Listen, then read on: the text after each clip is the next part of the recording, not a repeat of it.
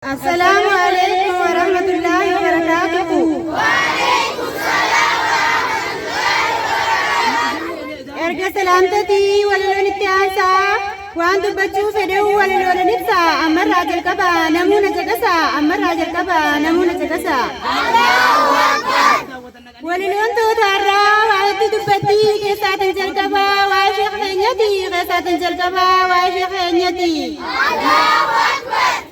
Abajammaa sheekh keenya baga nagaan nuu dhufte arrajammaa keenya baay'ee si jaalanna nuti hundi keenya baay'ee si jaalanna nuti hundi keenya. Ergaati nuu dhufte diiniin akka tolte bari bitti teenya tanaaf si jaalanna xiqqaa guddaan keenya tanaaf si jaalanna xiqqaa guddaan keenya. Si argachuu kana baay'ee gammanne badhaasa waaqati rabbii si nuu kenne carraa akka keenya nam tokkoon arganne carraa akka keenya nam tokkoon arganne. Shayni keenya erga biyya keenya nuu dhufe diin keenya bareedaa akkaan babal'ise waan duraan hin beekne hedduu nu barsiise hawaasa muslimaa akkaan gammachiise hawaasa muslimaa akkaan gammachiise. Saa'um tana qofa faayidaan sheekati.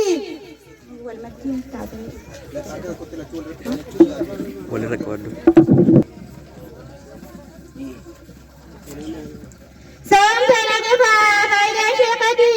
Erga shayni dhufe masjiidni ni ijaarame biyya keenya keessatti diin keenya bareedaan akkaan babal'atu sababa isaati. Jammaan baay'een isiruu dhaabbate gamaa gamanatti ijoollee teenya kunoo itti nuu baratti kun hundinuu ta'uu sababa isaati kun hundinuu ta'uu sababa isaati. Lakkaan beellumtuu faayidaa sheekati sheekan nu garsiise biqila diin islaam biyya keenya keessatti kommoodha qofaan miti baadiyyaa meeqatti rabbi nurraa galchuu galata isaati rabbi nurraa galchuu galata isaati. Biqilli diin kan shayina keenya biyya keenyatti nu dhaabee nu garsiise maali jedhee sun sin gaafadhe sanamuu dhibeetani anumaa isinii deebisa yoo sin wallaaltani anumaa isinii deebisa yoo sin wallaaltani. Isiniifin himaa deebii gaafii tanaati habagaalli diin kan shayina nu dhaabe biyya keenya keessatti namuutu hubadha ijoollee darisaati namuutu hubadha ijoollee darisaati. Ijoolleen darisaa biqila sheekati sheekan nu garsiise biyya keenya keessatti akka kunuunsinuu jabaannee sirritti yoo kunuunsan guddata habagaalli sirritti yoo kunuunsan guddata habagaalli sirritti. Ijoolleen darisaa faayidaa isheen fayyadu keessaa ishii bu'uuraati akkasitti hubadha muslimni hundumti akka jabeessinuu jabaannee sirritti akka jabeessinuu jabaannee sirritti. Isaan namaa gaduun isaan qofaaniti barnuma fayyaddi isinuu nu beekatanii karaa sirritti jamaa bakka qabannuu dhaabanii osoo hojii barataa jiranii dadhabneen jedhanii ilmaan keenya kunoo quraana nu barsiisanii ilmaan keenya kunoo quraana nu barsiisanii. Quraana qofaa miti waa hedduu barsiisanii toohida adda addaa sirritti barsiisanii seenaa saabotallee kanneen dubartiin mara barsiisanii seenaa Aishaa jedhanii seenaa Khadijaa jedhanii haala gaariin bareechanii kun akkasi barsiisanii haala gaariin bareechanii kun akkasi barsiisanii. Takkaa lamaa miti wanti isaan barsiisanii waa shayni isaan barsiise mara ni barsiisanii allakkaa ergitu waan isaan barsiisanii arkaana islaamaa arkaana imaanaa arkaana isaanaa waan baratamuu qabu mara barsiisanii kunoo gaafii qabriitillee akkuma reefu gartan san sirri barsiisanii haadha abbaa isaanii akkaan gammachiisanii haadha abbaa isaanii akkaan gammachiisanii. Allahu akbar. Kana qofaa miti wanti isaan barsiisanii allakkaa ergitu waan isaan barsiisanii silaa isaanuu hedduu isin garsiisanii yeroo tun geenye tanaaf gabaasanii lamaan ibsan isin garsiisanii yeroo tun geenye tanaaf gabaasanii lamaan ibsan isin garsiisanii. Allahu akbar.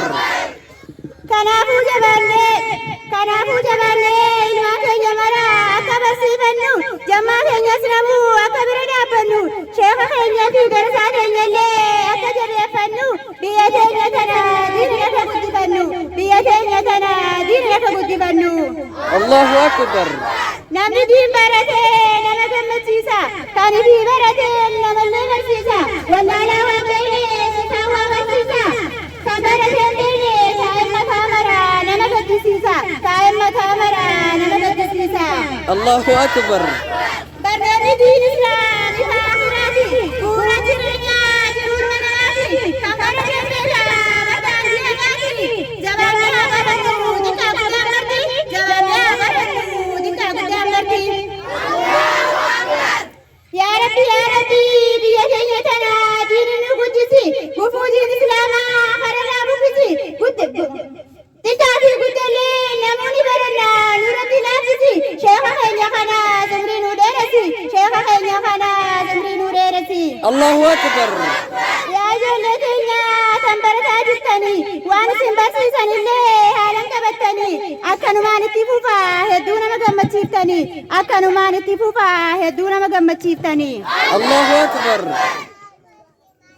Yaa shabaaba biyya keenya kan barataan jirre yaa shabaaba biyya keenya kan barataan jirre samaa barachuu dhiiftanii mee ijoollee reefu sallaaltanii xiqqoollee hin hinaaftanii diin biyya nuu qubate fagootti hin barbaaddanii niimaa rabbii nuu qadde maal irra wallaaltanii niimaa rabbii nuu qadde maal irra wallaaltanii. Allahu akbar. Kunoo ijoollee darasaa fakkeenyaan godhatanii akka isaan itti baratan namoonni beektanii akka isaan itti baratan namoonni beektanii diin keenya barachuuf haadha abbaa isaanii biraa deemanii haadha abbaa isaanii biraa deemanii kunoo ijoollee darasaa fakkeenyaan godhatanii akka isaan itti baratan namoonni beektanii diin keenya barachuuf haadha abbaa isaanii biraa deemanii biyya meeqarraa ba'anii fagoo meeqarraa dhufanii asit baratanii fagoo meeqarraa dhufanii asit baratanii. Allahu akbar. Kana qofaan miti waa'een isaaniiti yoo rakkatanillee baay'ee dhoobsanii yoo gaarii argatuu baatanillee hanga argatanii obsaan jiraatanii ka argatan nyaatanii tadaba dhoobsanii diin barachuuf bu'aa bahii hedduu irra tankaarfatanii haala kanaan kunoo akka baratanii haala kanaan kunoo akka baratanii. Allahu akbar. Isin yooree ijoolleen biyya keenyaa kan barataan jirre mee maaliif jirtanii diin biyya nuu qubatee fagootti hin barbaadanii haadha abbaa hasan bira jirtanii ragoota kana gartanii waan feetan nyaatanii dafeetan uffatanii akka feetanii jiraatanii mee maa barachuu dhiiftanii yeroo teessan bisaasanii hottatii baradaa boodanii shoonottanii hottatii baradaa boodanii shoonottanii. Allahu akbar. Yaa Rabbi ati nuu saffisi shabaaba muslimaa mara nuu barsiisi nafsiyyaa isaanii shaytaana moosisi akka isaan baratan ati nuu taasisi akka isaan baratan ati nuu taasisi. Allahu akbar. Yaa Rabbi siin gaddaan mallee irratti deebisi warra osoo baratu karatti dhiisellee tokko hin hafini jammatti deebisi qeerroo fi qarreellee tokko hin hafini jammatti deebisi qeerroo fi qarreellee. Allahu akbar.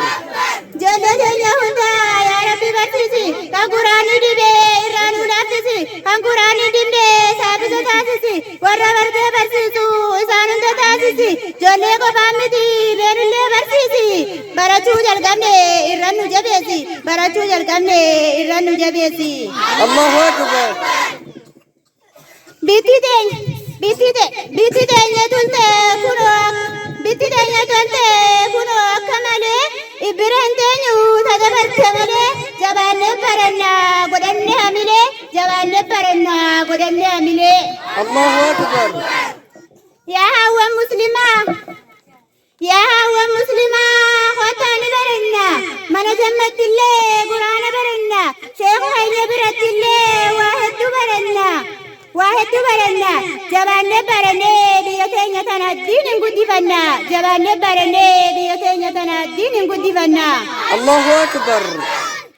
Seeni keenya nu yaamee baraddaa nu jee nu barsiisaa jira namuu dhageessanii warri barachuu hin jalqabiin dhuftanii hin barattanii samaali keessanii guyyuma tokko dhuftanii osoo nu wajji barattanii wallaahi isinuu ganaa hin haftanii hottatii baraddaa boodanii sheenattanii hottatii baraddaa boodanii sheenattanii.